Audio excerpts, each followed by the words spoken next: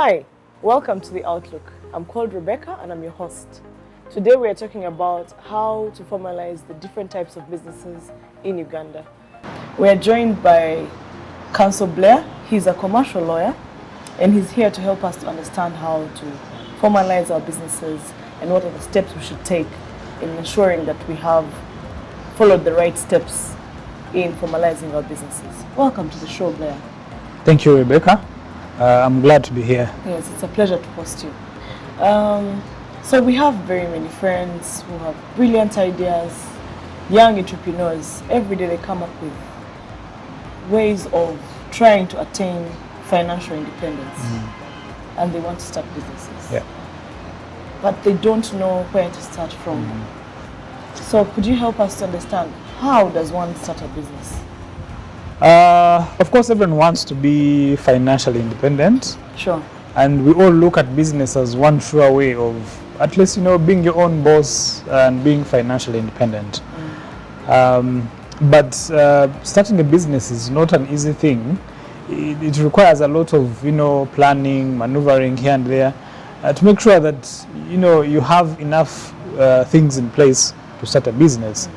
But I can share with you a few ideas on how one can, start a business. Yes. First of all, you have to decide what kind of business am I going to do. There are many different types of businesses. You would want maybe to give a service. I want to be a barber. I want to be a photographer. So you must decide what kind of business I'm going to do. Is it going to be a product-based business? Is it going to be a service-based business? So your idea must be fine-tuned to that particular idea or that particular business that you want to get involved in. Yes. Then two, you must be able to know who your customers are going to be, your target market. Otherwise, you're going to have a business and no one is going to come to shop. Sure. However good the idea is, you must be able to have a target market, the people that you're targeting to take your product.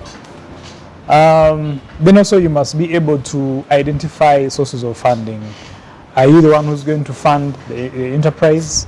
Are you going to find alternative sources of funding? Are there people who are going to fund you in form of investors?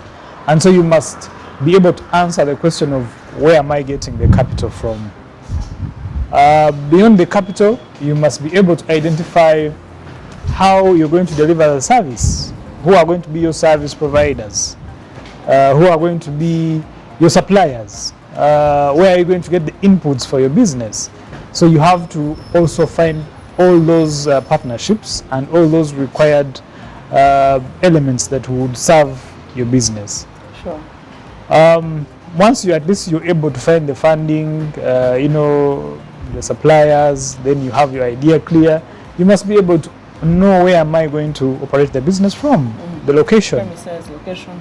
Am I going to be in Kampala? Am I going to be in Kawale? Am I going to be in Gulu? Is this going to be an online business or it's an offline business? Virtual stuff is now booming. Yes, so you must be able to know ideally what your location is going to be, or whether you're going to have both online or offline business. You must be able to really figure out that structure. And then you must be able to identify your business, give it identity. What is going to be the name of your business? Sure. Because if you don't give identity to your business, it will be very hard for us to place it. Or even when you're doing marketing, you cannot market a business that has not been well identified or branded. So you must give a name to your business so that someone can easily identify it whenever you're doing business. You must also determine the structure of your business. Yeah. There are very many structures of business that you can do. Yeah. So you must sit down and determine, okay, the kind of business I want to do, this is the best structure. This is a structure that is suited for my kind of business. Sure. And all these different aspects that I have talked about can be packaged in one nice single document called a business plan. Anyone who is trying to start a serious business, I would highly advise that they should have a business plan. Because even when you walk into an investor's office and you want him to give you capital, or in You a have bank, to look organized. they will ask you, can I have a business plan? So that they understand clearly how you have, strategized or planned to start a business. A bank cannot give you a loan if you don't have one. Ideally, they can't. Then once you have all those basics in place, of course, now you start moving, for example, to register your business. It is very important that a business is registered. It has very many advantages that come with the registration. You must be able to get the requisite licenses. Particular businesses have different licensing requirements. Yes. So you must be able to get a license that would allow you to operate that particular business that you have zeroed down on. And then when you have your license in place, then now you can put what we would call an operational structure in place, meaning that you would have to, I would say, have IT systems that would want to support your business. You may do recruitments, you may open bank accounts. Those are operational structures that will help you now to roll out your business and start running the business the way it's supposed to be run. Yes. There are many things that you can do, but briefly I would say those are some of the basics that you can and some of them personally I didn't even know. Thank you so much. I hope you've learned how you can, at least business structure, planning, sorry. Let's go to the structures. What are these different structures that you're talking about? There are ideally, I would say, like 3 structures of business, though conventionally in different countries. Yes. Though there could be more, but conventionally we have mainly what we would call a sole proprietorship. Yes. We have partnerships. We also have corporate entities or companies. Those are, I would say, majorly the 3 structures of business. But of course we have others like cooperatives. Some people are doing business within cooperatives. We have seen these days self-help groups. People are in self-help groups and they are doing business there. Yes. So there are other forms of business besides the 3, besides the 3 main structures of business. Okay. Yeah. Could you briefly tell us about sole proprietorships? Because I think that's what most of us are trying to start, small businesses. Yes. So. Thank you, Rebecca.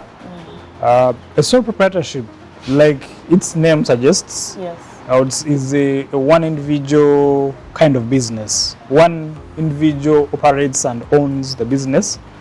So there is no difference between the business and the owner. They are all one in the same. We usually call them one-man businesses. If you want to start a small business like a salon, like vending vegetables, or even a small general taka shop, I would say that can be done as a sole proprietorship. So a sole proprietorship has its own advantages. It has its own disadvantages. The beauty with it is that you're the boss. You're the decision maker. Everything depends on you, so you can determine anything that happens with the business anytime. Yeah, it's easy to start. There are not so many formalities involved with the sole proprietorship, and so you can easily start it without a lot of planning, engaging consultants and experts to help you set up the business. Yes. Because usually people who are doing sole are starting small businesses. It's not so much capital intensive. Yes. And so you can start it with the small monies that you have and you keep growing it. As opposed to when you want to start large scale, where you need people to come in and help you with the funding. Yes. I would say so you're one and everything. You're the accountant, you're the boss, you're the everything. You can hire staff. Yeah. You can hire staff to do the accounting bits.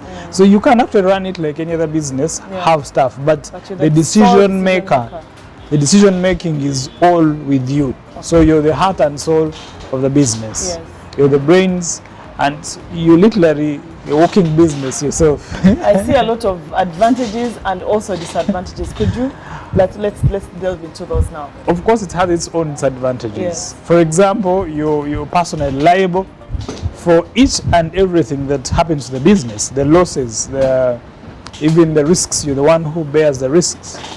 That means that even when the business fails to work, and then you have debtors can go for your own personal property to actually satisfy the business debts.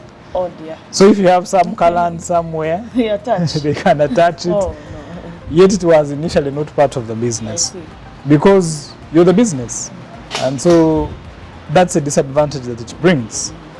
It also limits on skill and talent because you're one person who is thinking for the business. All strategies are on you. Yes. Every decision making is on you, so you don't have much talent in the business, which affects growth. And so it doesn't grow as much as a business would grow if you had very many brains, bringing some talent into the business. Even the way the work is done, it can be a bit slow because they have to first come to you to make each and every decision. No, probably most employees don't have the authority to do decisions, or there is no structure that can, determine how decisions are made. It is only you. Yeah. And so it slows down the work. Talk about credibility. Now, because you and the business and one are the same, usually you find that your personal indulgences affect the business. If in your personal life something happens, something bad happens, or some unfortunate incident happens, it affects the business because you're the business. So there is usually no separation between the two. So personal indulgences can affect the business in terms of reputation, in terms of credibility. Sure. If you as an individual are not credible enough, even the business may not be seen as credible. Yeah. Getting financing for a sole proprietorship is usually a challenge because they are looking at you as the business. And so then you as a person must be credible enough to attract funders. If you're not credible enough, no one is going to fund your business. So banks and big financiers may not be willing to fund. The risk is higher Yeah. if you're